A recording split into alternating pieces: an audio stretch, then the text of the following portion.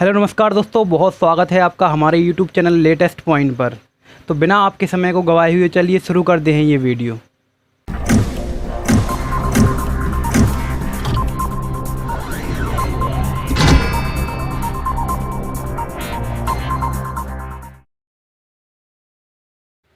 तो ये है परसेंटेज का पार्ट 4 और इसमें हम कवर करने वाले हैं टाइप 2। तो चलिए शुरू करते हैं कंटिन्यूस टाइप 2 के सवालों को। फर्स्ट नंबर सवाल आपकी स्क्रीन पर शो होकर आ रहा होगा, तो मैं आपको सजेस्ट करूंगा कि पहले आप वीडियो को पॉज करें और उनको सॉल्व करने की कोशिश करें, बाद में इसका सॉल्वेशन देखें, तो ये आपके लिए बहुत ज़्यादा फ़ायदेमंद होगा।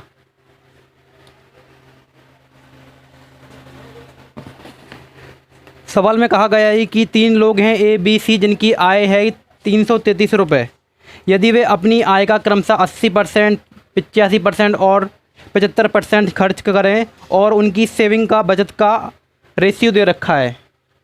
तो सबसे पहले आपको एक कंसेप्ट याद होना चाहिए। जो भी आप कमाते हो, जो भी आपकी इनकम है, जो भी आपकी आय है, उसके 2 पार्ट होते हैं। इनकम जो होती है, इनकम के 2 पार्ट होते हैं। एक पार्ट होता है आप इनकम का एक पार्ट खर्चा कर देते हो, यानी कि एक्सपेंडिचर होता है, और दूसरा पार्ट होता है उसकी सेविंग, आप उसमें से कुछ बचा लेते हो। तो ये दोनों का जो मल्टीपल होता है वो होता है आपके इनकम के बराबर। तो बोल सकते हैं कि आय, और हिंदी में बात करते हैं, आय बराबर होती है आपका खर्चा, जो भी आप खर्चा करते हो, और बाकी जो आप बचत करते हो उसके बराबर होता है। जैसे कि सवाल में कहा गया है 3 लोग हैं ए बी और सी जिनकी कुल इनकम जो है 333 रुपये है, जबकि इनकी बचत खर्चा दे रखा है। खर्चा काय में या परसेंटेज में? यदि ए 80%, बी 85%, 80%, 85% और 75%, 85 और 75% खर्च करते हैं, ये इनका खर्चा है। और इसमें दे रखा है आपका सेविंग का रेशियो दे रखा है 7, 6 और 9, ये इनके सेविंग का रेशियो दे रखा है।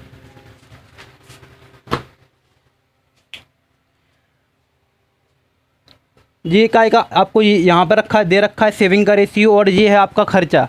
तो हमारी कोशिश ये रहेगी कि हम सेविंग दोनों साइड निकालें और सेविंग को कंपेयर कर दें, तो जिससे हमारी क्या होगी, इनकम की वैल्यू निकल जाएगी। तो इसका मतलब क्या है, ए जो है अपनी इनकम का 80% ख़त्म करता है, तो सेविंग कितनी करता होगा? तो आप बताओगे ए अपनी इनकम का 20% सेविंग करता होगा। इसी प्रकार बी कितना करता होगा सेविंग? तो बी अपनी इनकम की 15% सेविंग करता होगा। इसी प्रकार सी कितनी करता होगा? सी अपनी इनकम की 75% करता है, तो 25% सेविंग करता होगा। और जबकि ये सेविंग जो दे रखी है वो देखिए 7, 6 और 9 के इक्वल में दे रखी है। अगर आप देखोगे तो पता पड़ेगा, सवाल में दे रखी है। तो बस अब इस प्रकार मैं निकालूंगा कि इनकम, ए की इनकम बराबर ए का 20% कितना हो जाएगा? 20% का मतलब होता है 1/5 बराबर में 7। तो ए की इनकम कितनी आ जाएगी? 5 7 35। इसी प्रकार से हम सभी को सॉल्व करेंगे। बी का कितना होगा? बी का है 15%। 15% का मतलब होता है 3/20 बराबर 6, बी का इनकम का रेशियो। तो 3 दूनी 6 और 20 दूनी 40, तो बी का कितना निकल के आएगा? उसी प्रकार से 40। इसी प्रकार आप 9 का निकालोगे, तीसरा वाला।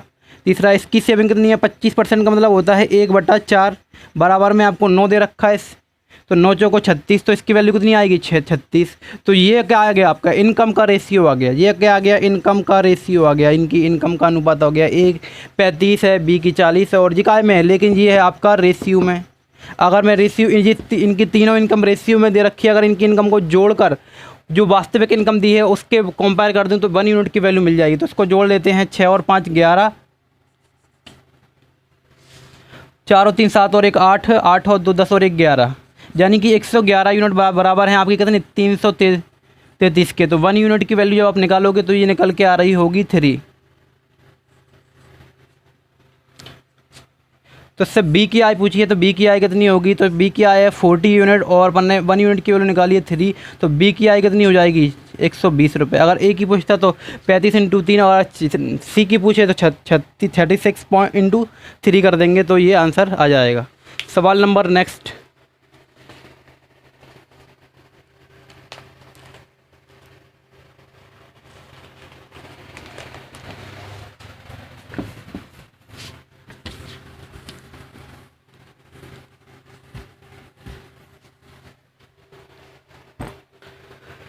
अगले सवाल में कहा गया है कि किसी पुस्तकालय में 30% किताबें हिंदी में, शेष 40% फ्रेंच में तथा शेष का 60% स्पेनिश में है तथा बची हुई किताबें 8400 हैं, तो पुस्तकालय में कुल कितनी किताबें थीं। तो ये दो टाइप के सवाल बनते हैं इसमें। अगर आपको ध्यान देना है शेष पर, शेष किताबें या रिमेम्बरिंग किताबें या रेस्ट किताबें इतनी बचती हैं या रेस्ट रुपए इतना बचता है, तो उसमें क्या करना है, आपको रेस्ट पर ही ध्यान देना है। जैसे कि मैं बोलूँ कि किसी की इनकम 100% है, ठीक है, उसमें से एक व्यक्ति है जो 20% अपने परिवहन पर खर्च कर देता है और बचे हुए का 30% भोजन में ख़त्म कर देता है। तो मुझे यहाँ पर अगर बचे हुए का बोल रहा है, अगर 20% वो परिवहन पर ख़त्म कर रहा है, व्हीकल पर आने जाने में, ट्रांसपोर्टेशन में ख़त्म कर रहा है, तो उसके पास कितना बचा होगा, तो उसके पास बचेगा 80%। फिर उसके बाद वो 30% बोला जाए कि भोजन पर ख़त्म करता है, फूड पर ख़त्म करता है, तो उसके पास कितना, जब 30 से ख़त्म कर देगा तो आपका बचेगा 70। तो इस प्रकार के सवालों में इस प्रकार से डील करना है, यानी कि शेष पर ही ध्यान देना है। जैसे कि अगर 20% पर ही वहाँ पर ख़त्म कर देगा तो बचेगा कितना, 80%। इसी प्रकार ये आप इसका 80% बच गया। अगर 30% भोजन पर यानी फूड पर ख़त्म कर देगा, उसके बाद बचेगा कितना, तो बचेगा आपके पास 70%। तो इस प्रकार के सवालों में इस प्रकार से डील करना, यानी कि अगर रिमेम्बरिंग आए तो आपको रिमेम्बरिंग ही करना है। और एक टाइप इस प्रकार का आता है कि किसी व्यक्ति की आय 100 रुपये है, जिसमें से वह 20% परिवहन पर ख़त्म कर देता है, तो 20% आप परिवहन पर ख़त्म करवा दोगे इस प्रकार। और फिर और बोला जाएगा, और 30% भोजन पर ख़त्म करता है, तो आप डायरेक्टली 30% भोजन पर ख़त्म कर दोगे। इसमें आपको रिमेम्बरिंग पार्ट नहीं निकालना है। इस प्रकार जिस प्रकार इसमें सवाल में निकाला थी 20% परिवहन पर ख़त्म करता है, रेस्ट, तो इस प्रकार हमने रेस्ट लिया था उसका। तो इस अगला सवाल जो है बिल्कुल इसी बेस पर है।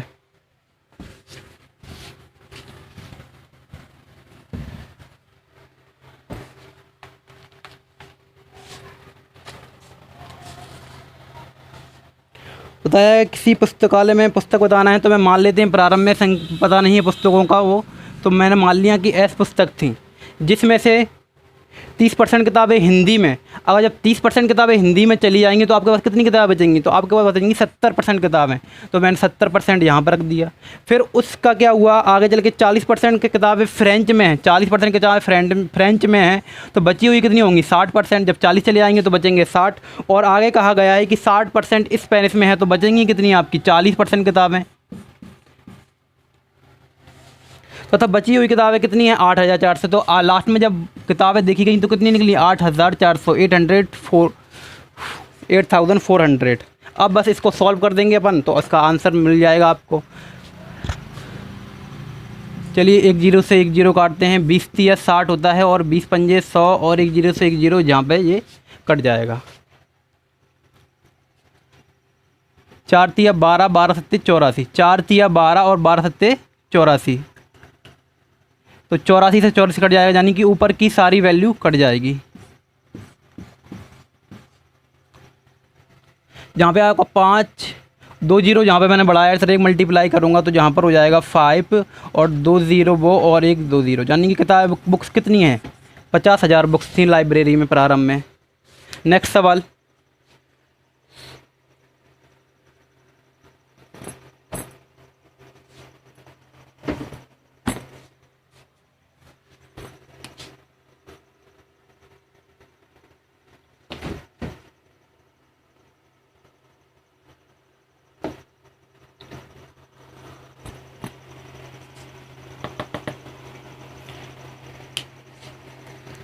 अगले सवाल में बताया गया है कि यदि कोई व्यक्ति है, उसके पास कुछ निश्चित राशि थी, ठीक, उसने उसका 30% वस्तु खरीदने में और शेष का 10% यातायात पर खर्च कर दिया।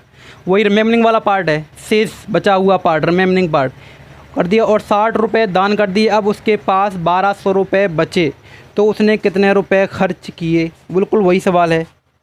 मैं मान लेता हूँ कि उसके पास कुछ प्रारंभ में कुछ राशि थी, यानी कि X रुपीज़ थी।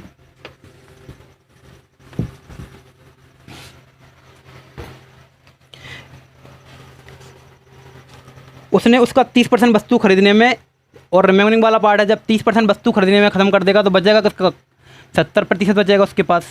फिर उसके बाद उसने 10% यातायात ख़त्म कर दिया, तो बचेगा कितना 90% बचेगा।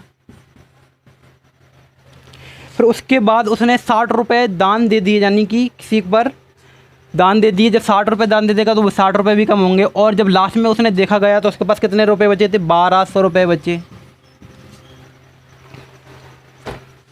तो अगर इसको सॉल्व करेंगे तो जो प्लस का है सबसे पहले वो आप उस साइड भिजा दीजिए, तो ये माइनस का हो जाएगा। तो अगला टर्म बनेगा आपका 7/100 इक्वल टू 19/100 और इक्वल में जाएगा 1260 हो जाएगा। उस साइड जाएगा, ये 60 माइनस के उस साइड जाएंगे तो प्लस के जाएंगे, तो यहाँ पे हो जाएगा 1260।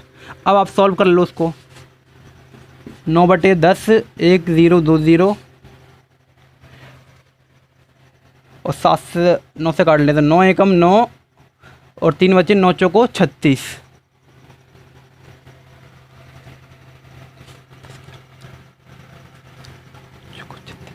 7 एकम 7, 7 दूनी 14 और जहाँ पर बचे आपके 20 20, यानी कि x की वैल्यू कितनी आ जाएगी आपकी 20 और 20 यानी कि 2000। अब सवाल में पूछा गया है कि तो उसने यातायात पर कितने रुपए खर्च करे।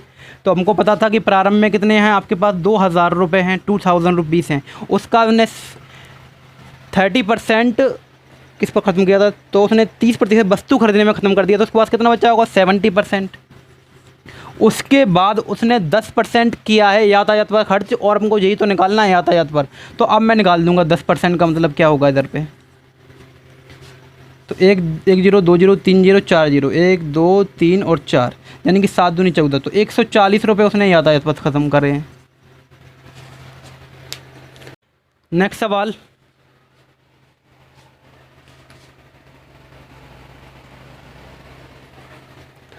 नेक्स्ट सवाल में बताया गया है कि अमित के पास कुछ निश्चित राशि थी, यानी कि x रुपये थे उसके पास। उसका उसने 20% कार खरीदने में ख़त्म कर दिया, तो उसके पास कितना बचेगा? तो आप बोलोगे कि कार खरीदने में ख़त्म कर दिया, उसके पास बचेंगे 80%। और उसके बाद उसने 5% उसके रख रखाव में, 5% बाइक के रख रखाव में, बाइक के मेंटेनेंस में कितने 5%, तो उसके पास कितना बचेगा? 95%/100।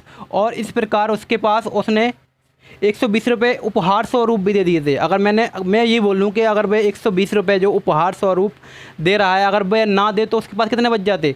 जो उसके पास लास्ट में 1400 रुपये बच रहे हैं, और जो उसने स्वरूप ना दिए होते, यानी कि अगर उपहार स्वरूप कितने रुपये दिए हुए?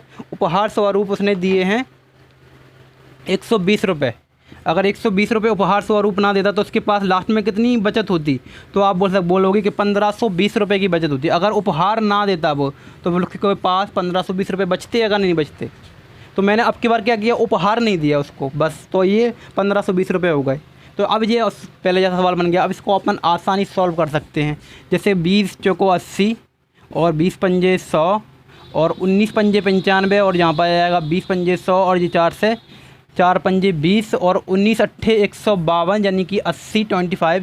अगर 25 इंटू 80 करेंगे तो कितना आपका आएगा? वैल्यू आ जाएगी 8000। 25 अट्ठे 200 और 0 की 0, यानी कि कितनी रकम थी उसके पास? प्रारंभ में 2000 रुपये थी। अब जो भी पूछे वो बता देंगे, बस इसमें यही पूछा है। अगर इसमें ये पूछा होता कि उसने बाइक के रख रखाव में या कार कितने की खरीदी, तो अपन डायरेक्ट इस प्रकार से आगे जो भी पूछा जाएगा उससे निकाल लेंगे। नेक्स्ट सवाल, so the screen you try solve itself।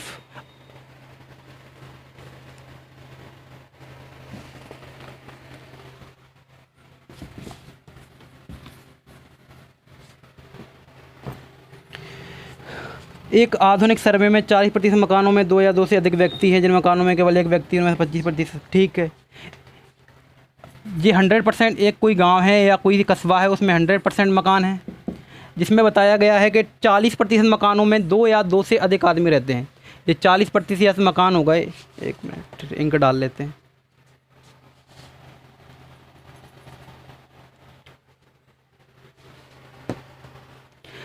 चालीस % वे मकान हैं जिनमें 2 या 2 से अधिक व्यक्ति रहते हैं। तो मैं वहाँ पर 2 या 2 से अधिक, तो बचे हुए कितने होंगे? 60% मकान। तो इनमें केवल ओनली वन, या तो वो औरत रहती है या लेडीज़ या फिर आदमी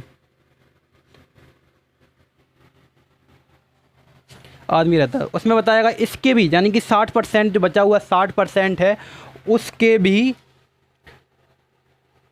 25% में केवल और केवल मैन रहते हैं। 25%, 60 का 25% कितना होगा? 25% का मतलब होता है 1/4, और जब 60 का 25% निकालोगे तो आएगा जी 15। यानी कि 60 में से 15% मकान ऐसे हो गए, 15 मकान ऐसे हो गए, 15% जिनमें मेल यानी कि व्यक्ति रहते हैं। तो बाकी बचे हुए कितने बचेंगे? 45 बचेंगे। तो 45 में कितना कौन रहता होगा? 45% में ओनली फीमेल रहती होंगी, यही पूछा गया है। नेक्स्ट सवाल, शो द स्क्रीन।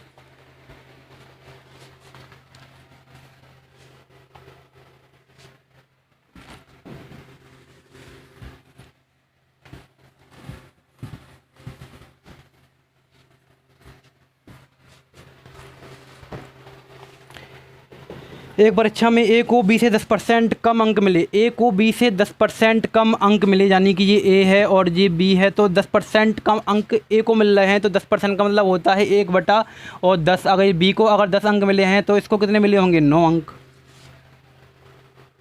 बी को सी से 25% ज़्यादा मिले हैं, बी को सी से 25% ज़्यादा मिले हैं। किसको? बी को सी से 25% ज़्यादा अंक मिले हैं, तो 25% का मतलब होता है 1/4। अगर बी को अगर इसको 4 मिले हैं तो 25% ज़्यादा होता है इसको 5, 25% ज़्यादा मिले हैं। और सी को डी से 20% कम अंक मिले, सी को डी से से 20% कम अंक मिले। 20% का मतलब होता है 1/5। अगर इसको 5 मिले हैं तो इसको कितने मिले होंगे? 4।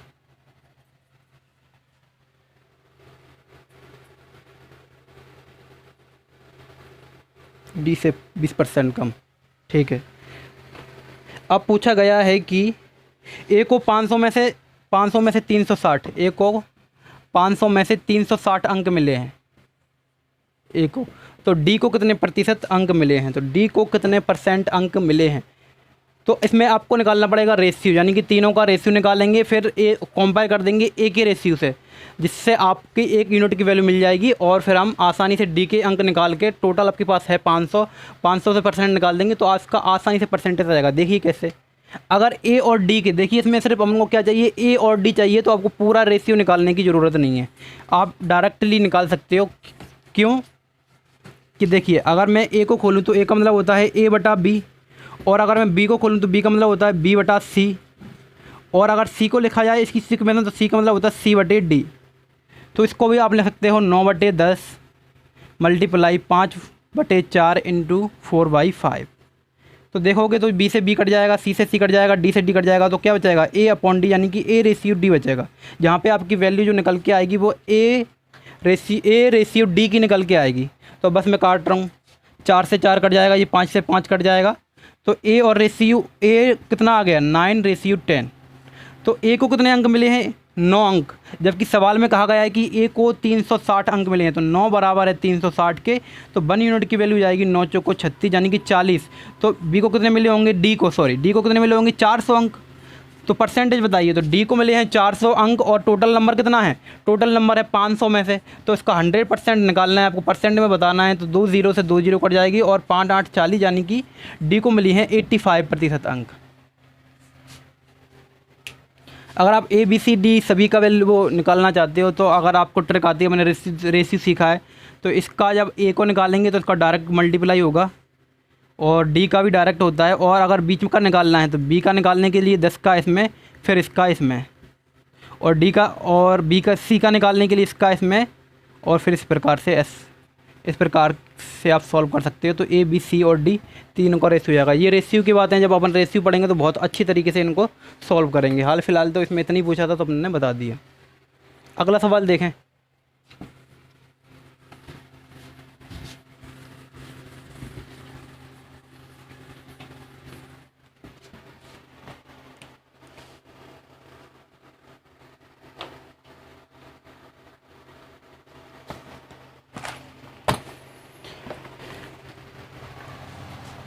If of the 70% student in a school are boys and there of the remaining is girl, ठीक है।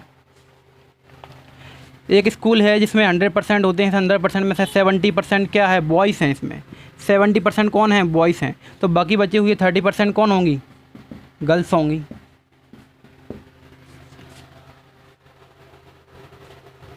यदि लड़कियों की संख्या 540 है तो विद्यालय में लड़कों की संख्या बताइए। तो लड़कियों की संख्या कितनी है आपकी, लड़कियों की संख्या दे रखी है 540, जबकि हमको परसेंटेज में भी दे रखी है लड़कियों की संख्या कितनी है 30%। तो अपन बोल सकते हैं कि 30% यानी कि 13% बराबर होगा, इक्वल होगा 540 के। अब मैं 1% की वैल्यू निकाल रहा हूँ। 1% की वैल्यू निकालेंगे तो 3 एकम 3 3 8 24 18 3 54। तो 1% की वैल्यू कितनी आएगी आपकी 18। तो 70% की वैल्यू बताना है आपको। तो 70% की वैल्यू 1% की वैल्यू कितनी आ गई 18। तो 70% की आपको बताना है। तो बस डायरेक्ट मल्टीप्लाई कर देंगे 70 से। 0 18 पंजे नंबर 18 अच्छी 108 18 सत्ते 126। तो लड़कों की संख्या कितनी है 1260। नेक्स्ट सवाल, show the screen and try to solve it.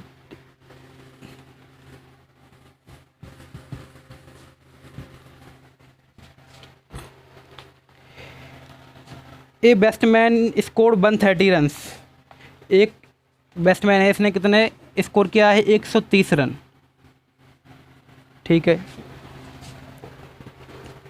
Which include 5 force and 5 6।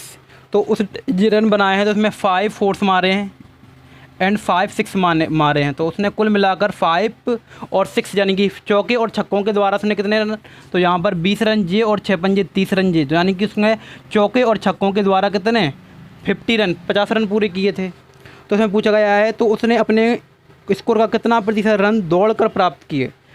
जब टोटल रन है 130 यानी कि 130 रन में से 50 रन उसने कितने कैसे लिए हैं, 50 रन जो लिए उसने चौके या छक्कों से लिए हैं। तो रन उसने दौड़कर कितने लिए होंगे 80 रन। तो 80 रन कैसे हैं, उसके 80 रन ऐसे हैं जिसने उनने दौड़कर प्राप्त किए हैं। तो उससे पूछा गया है कितने परसेंट, तो 80 रन प्राप्त किए हैं दौड़कर कितने से 130 से। तो 100% निकालना है इसका। 1 0 1 0 जहाँ पे जहाँ हो जाएगा 800 और 800 अपॉन 13। तो 13 पंजे 65 13 छिंग 78। 2 बचेगा आपका 13 एकम 13 और यहाँ पर आएगा 7। तो 61 सही। 61 इंटीजर 7/3% रन उसने दौड़कर प्राप्त किए हैं। नेक्स्ट सवाल,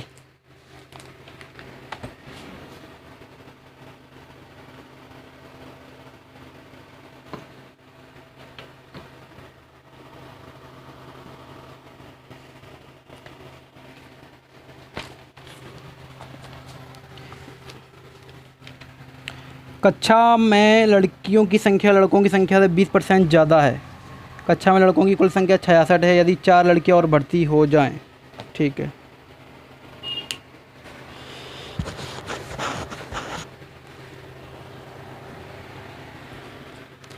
वो मनीष वो टॉवल हटा दे, वाली टॉवल हटा दे, वो हवा कम आ रही इधर से।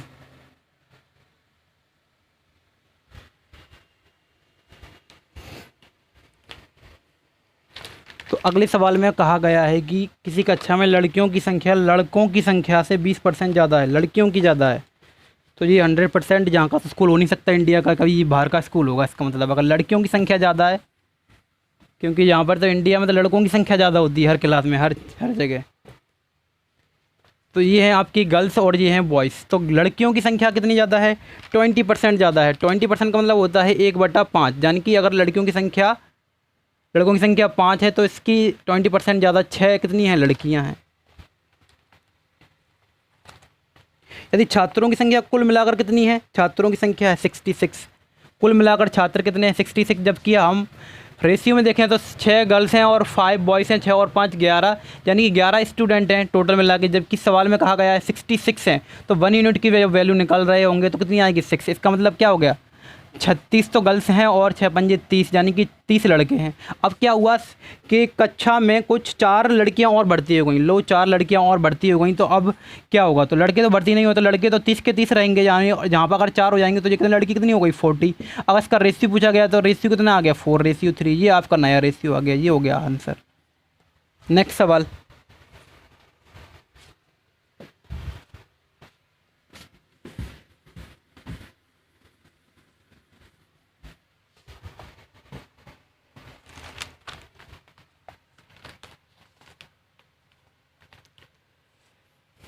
इन a class number of boys is more than of the girls by 12%। तो इसमें कहा गया है कि 100% रहते हैं आप स्टूडेंट, ठीक है। उसमें एक कहानी के रूप में बता रहा हूँ ये सवाल मैं आपको ऐसे। इसमें लड़कों को बताया कि लड़के क्या हैं, जो भी स्टूडेंट हैं उसका 12% ज़्यादा है। तो समझ लो ऐसा है कि लड़के बोल रहे हैं कि हम तो 12% ज़्यादा है, हमारा पहले 12 दो। तो टीचर ने क्या किया, ये 100% में से पहले ही 12% निकाल के अपने पास रख लिया और ये बोल दिया कि जब भी अभी ये लड़के मांगेंगे 12% हमारा एक्स्ट्रा, तो मैं उनको दे दूंगा। तो यहाँ पर उन्हें जब 12% निकाल के एक्स्ट्रा रख लेंगे तो उनके पास कितना बचेगा, 88%। और ये क्या है, 88% पर लड़के और लड़कियों का इक्वल राइट्स है। तो बॉयज़ को भी, गर्ल्स को भी और बॉयज़ को भी कितना कितना दे देंगे, 44% इनको मिल जाएगा, 44% इनको मिल जाएगा। अब लड़के बोलेंगे हमारा एक्स्ट्रा पार्ट कहाँ है, तो सर कहेंगे रुको, हमने आपका एक्स्ट्रा पार्ट पहले ही निकाल के रखा है, टेंशन ना लो। तो यहाँ पर आएगा 44 गर्ल्स हो गई और ये कितना हो जाएगा आपका 56 लड़के हो गए। अब इसमें क्या पूछा गया है, तो इसमें पूछा गया है कि लड़कों का लड़कियों से अनुपात क्या बताइए। तो अगर लड़कों का अगर अनुपात निकालूँ तो हो जाएगा आपका 2 दूनी 4, 2 दूनी 4, 2 दूनी 4, 1, 8 दूनी 16 और काटें तो 11:14। तो बॉयज़ और गर्ल्स का पूछा है, तो बॉयज़ और गर्ल्स का उल्टा कर देंगे, बॉयज़ एंड गर्ल्स।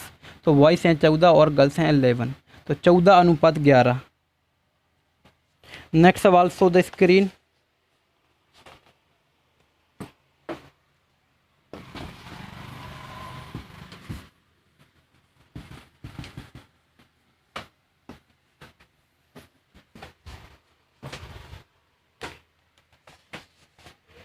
प्रणीता को गणित में विज्ञान से 30% अधिक अंक मिले। विज्ञान से 30% अधिक अंक मिले हैं मैथ में, तो ये मैथ हो गया और ये हो गया साइंस। तो साइंस का नहीं पता है, तो साइंस को मैं मान लेता हूँ कि इसमें एक्स अंक मिले होंगे, इसको एक्स मार्क्स मिले होंगे। लेकिन बताया गया है कि मैथ में जो है 30 अंक ज़्यादा मिले हैं किसे, विज्ञान से। अगर साइंस में उसको एक्स अंक मिले थे, एक्स मार्क्स मिले थे, तो उसमें कितने मिले होंगे, 30% ज़्यादा, तो ये उसको होगा मैथ्स में होगा, ठीक है। तो आगे बताया गया है उसे गणित में मिले अंक, उसको गणित में मिले अंक यानी कि x+30 अंक, ठीक है। गणित और विज्ञान के अंकों के योग का 60% है, तो गणित और विज्ञान के योग का 60% कब होगा जी, आपने गणित के अंक ले लिए, कितना होगा x+30, और योग यानी कि साइंस के अंकों को जब जोड़ देंगे तो उसका कितना परसेंट है, उसका ये 60% है। तो मैंने ये 60% बता लिखा दिया। बस इसको सॉल्व करना है और आपके पास आंसर आ जाएगा। और फिर इसमें पूछा गया है उसके विज्ञान में कितने अंक हैं, यानी कि एक्स का मान पूछा जाएगा, उसके साइंस में कितने मार्क्स हैं, इसमें एक्स का मान पूछा गया है। बस अब मैं यहाँ से काट रहा हूँ, सीधा सीधा 20 से काट देता हूँ, 20 या 60 और 20 पंजे 100। अब 5 से यहाँ मल्टीप्लाई होगा तो यहाँ पर आएगा 5x + 150 इक्वल में आएगा 3 से करेंगे तो यहाँ पर 2x हो जाएगा जी, जोड़ करके 2x हो जाएगा। और 3 से मल्टीप्लाई करूँगा तो यहाँ पर आ जाएगा आपका 6x + 30 या 90। 5x से जाएगा तो एक यहाँ पे बचेगा x, और ये 19 माइनस प्लस का इस साइड आएगा तो माइनस का हो जाएगा, यहाँ पे बचेगा आपका 60। तो साइंस में उसे कितने अंक मिले हैं, 60 अंक मिले हैं, 60 अंक मिले हैं। और अगर मैथ में पूछा जाए तो 60 + 30 यानी कि 90 नंबर मिले हैं। नेक्स्ट सवाल,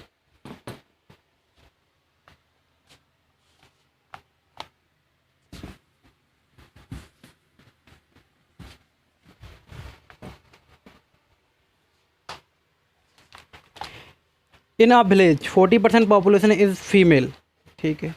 75% एंड 50% पुरुष विवाहित हैं, तो गांव में अविवाहित जनसंख्या का प्रतिशत बताइए।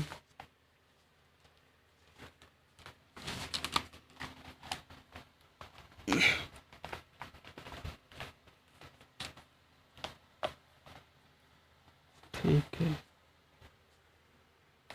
एक गांव है पूरा होती है, एक गांव है या कस्बा है, उसमें कितना होगा, 100%। सूख जा रहा है, गर्मी ज़्यादा है। जिसमें से क्या है कि 40% फीमेल हैं, तो मेल कितने होंगे, आप बोलोगे मेल होंगे 60%, ठीक है। 70% महिलाएं तथा 50% 70% फीमेल। इसका 70% कितना होगा, 70% का मतलब होता है 10% निकालो और उसका 7 गुना। इसका 10% कितना है, इसका 10% 4 है, 4 का 7 गुना कितना होगा, 7 चौको 28, तो 28%। तो 28% फीमेल कैसी हैं, विवाहित हैं, तथा 50% पुरुष विवाहित हैं। इसका 50% निकालेंगे तो 30 आएगा, आधा। ये होगा आपके मेल और ये हो गई आपकी फ़ीमेल।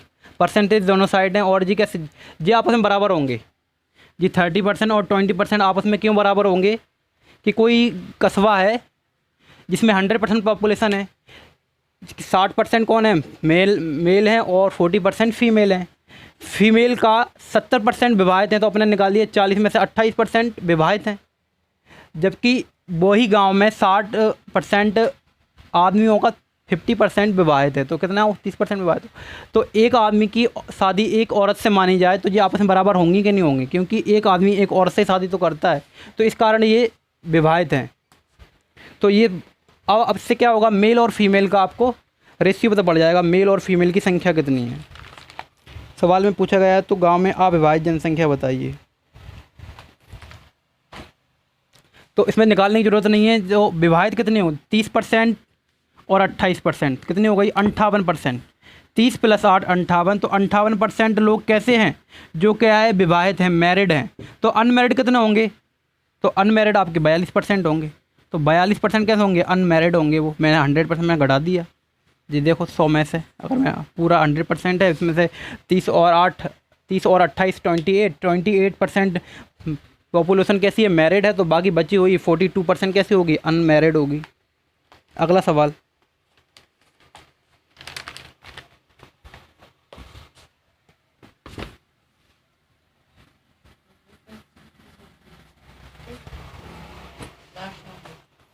नेक्स्ट सवाल और लास्ट सवाल, उसके बाद अगला वीडियो में कंटिन्यू करते हैं अपन। एक गांव में पुरुष तथा महिलाओं की संख्या का अनुपात 3:2 है। तो एक गांव है जिसमें मेल और फीमेल का अनुपात रखा है, मेल एंड फीमेल का अनुपात रखा है 3:2। यदि 20% पुरुष और 25% महिलाएं, 20% मेल और 25% महिलाएं अशिक्षित हैं, तो शिक्षित का प्रतिशत बताइए।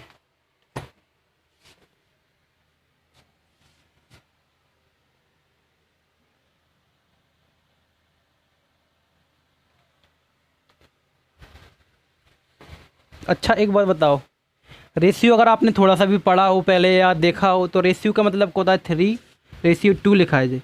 अगर मैं दोनों साइड 1 0 2 0 बढ़ा दूं तो आपको कोई प्रॉब्लम है, नहीं होगी प्रॉब्लम, क्योंकि रेशियो के अंदर अपन बढ़ा सकते हो। अगर मैं दोनों साइड 4 से मल्टीप्लाई कर दूं तो भी सवाल पे कोई इफेक्ट नहीं पड़ेगा। अगर मैं दोनों साइड 4 से डिवाइड कर दूं तो भी रेशियो पर कोई इफेक्ट नहीं पड़ेगा। तो कहने का मतलब ये है कि आप रेशियो पे कुछ भी कर सकते हो, बस ऑपरेशन दोनों साइड करना पड़ेगा। तो यहाँ पर आपको दे रखा है कि मेल और फीमेल की संख्या का अनुपात 3:2 है, 3:2 है। तो मैं यहाँ पर 1 0 और 1 0 इस साइड बढ़ा रहा हूँ। क्यों बढ़ा ली, क्योंकि अभी मेल का मैं 20% निकालूंगा तो 3 का 20% निकालेंगे तो हो तो जाएगा सॉल्व, लेकिन पॉइंट में वैल्यू हो जाएगी। अगर 1 0 बढ़ा लेंगे तो पॉइंट में 0 नहीं आएगी। तो मेल का अगर 20% क्या है, अशिक्षित है, मेल का 20% अशिक्षित है, तो शिक्षित कितने होंगे, 80% लोग कैसे होंगे, शिक्षित होंगे। 75% कैसे लोग फीमेल होंगी, जो क्या होंगी, शिक्षित होंगी। और शिक्षित का हमें क्या निकालना है, प्रतिशत निकालना है। शिक्षित का क्या निकालना है, जो शिक्षित हैं उनका परसेंटेज निकालना है, परसेंटेज निकालना है। शिक्षित हैं उनका प्रतिशत निकाल लिए। तो अगर मेल का 80% निकालेंगे तो कितना आएगा, मेल का 80% निकालेंगे तो आएगा 24। इसका 10% 3 होगा, इसका 8 गुना 8 3 24, यानी कितना आएगा 24। और फीमेल का अगर 75% निकालेंगे, 75% का मतलब होता है 3/4, यानी कि 4 पंजे 20 15। तो ये मैं निकाल रहा हूँ, ये क्या निकल के आ रहा है, ये निकल के आ रहा है आपका शिक्षित, जो पढ़े लिखे लोग हैं। तो टोटल मिलाकर कुल कितने पढ़े लिखे लोग हैं, तो आप बोलोगे तो टोटल मिला के 5 4 9 और 3 39 लोग ऐसे हैं जो पढ़े लिखे हैं। कितने में से, 50 में से। तो 100 पर कितना होगा, 50 दूनी 100, और जो जाएगा 29 78, 39 78%। तो 78% ऐसे लोग हैं जो पढ़े लिखे हों। अगर इसको पूछा जो पढ़े लिखे नहीं हैं, ये तो शिक्षित हो गए, जो अशिक्षित लोग हैं वो कितने होंगे, वो आप 100 में से माइनस कर दोगे, वो आप पढ़े लिखे लोग आ जाएंगे, वो अनपढ़ लोग आ जाएंगे। तो आज की वीडियो में सिर्फ इतना ही, आगे का हम इससे अगली वीडियो में कंटिन्यू करेंगे। तो thank you for this video. Please subscribe कीजिए हमारे चैनल को और अपने दोस्तों के साथ भी इसको शेयर करना है आपको। इसका चैनल का नाम है लेटेस्ट पॉइंट।